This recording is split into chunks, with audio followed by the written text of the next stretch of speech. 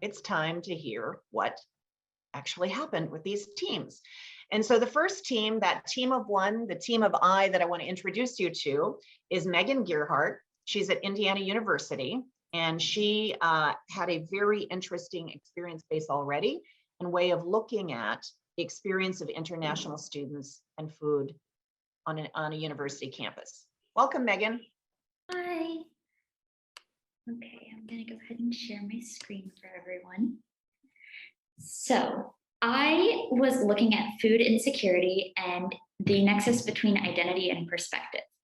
And this picture, I want you all to keep it in mind because it really matters.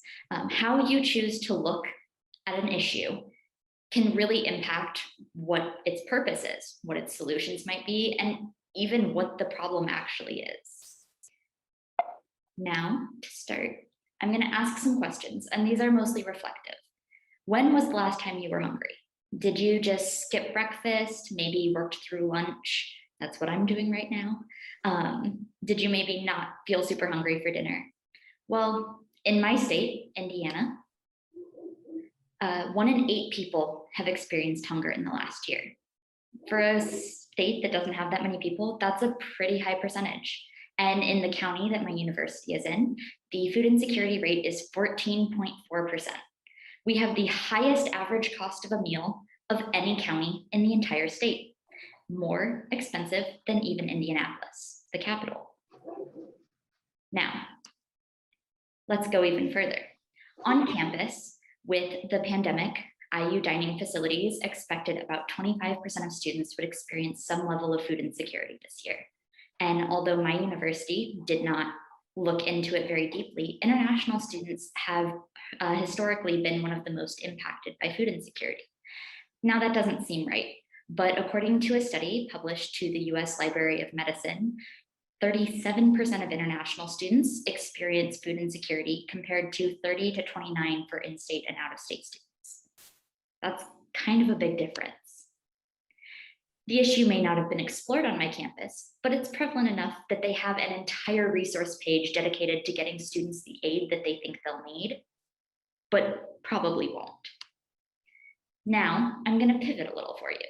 What is fast, cheap, and convenient food to you? Is it ramen noodles? Is it rice and beans? Is it something completely different? Or do you think of, my PowerPoint didn't want to work, sorry. Do you think of this? Do you think of McDonald's? Or do you think of street food? Well, I lived in Taiwan for a year, and everyone told me that the best, cheapest food was what you'd find on a street corner. In the US, that doesn't exist. Now, this matters because it shows that a cultural understanding impacts your view of food. It also impacts your view of food security. In the US, you can't go to a street corner and buy food. And for this study, international students could be replaced with any minority population, refugees, immigrants, migrant workers. It's really sad.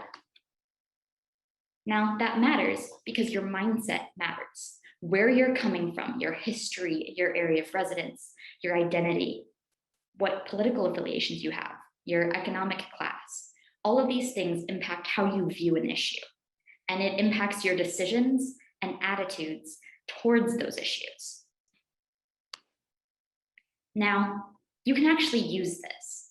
You can use your outlook to make a difference in how people see you, how you see a problem, and how you see an entire community.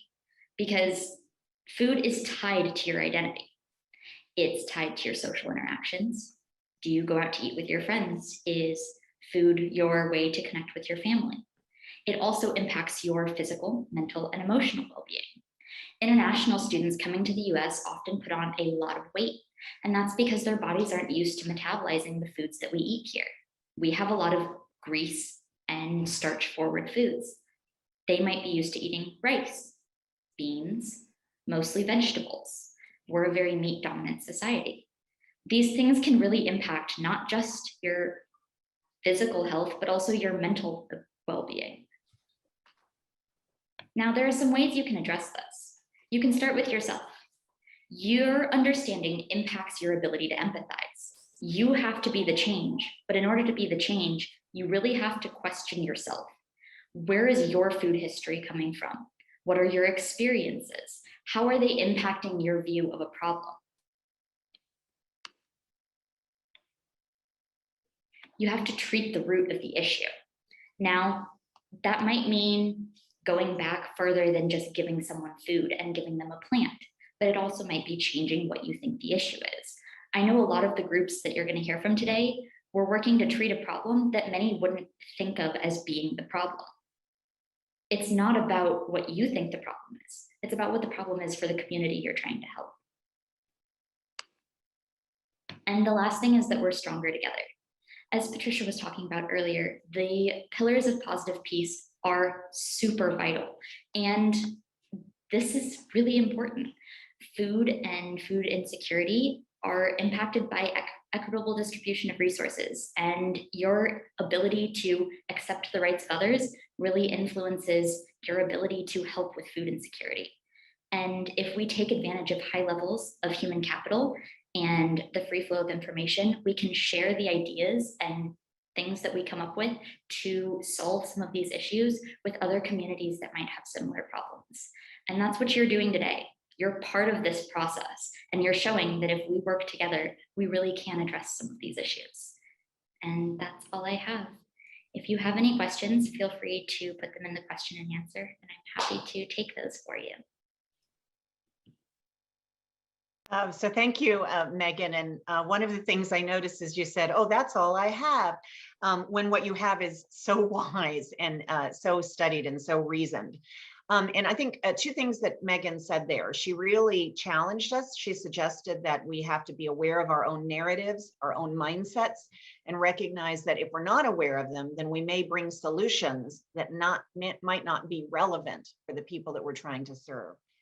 So I thought those were great points. And so I'd like to show you now two things that sort of capture the journey that the teams went on in terms of recognizing narratives and mindsets that are pre-existing.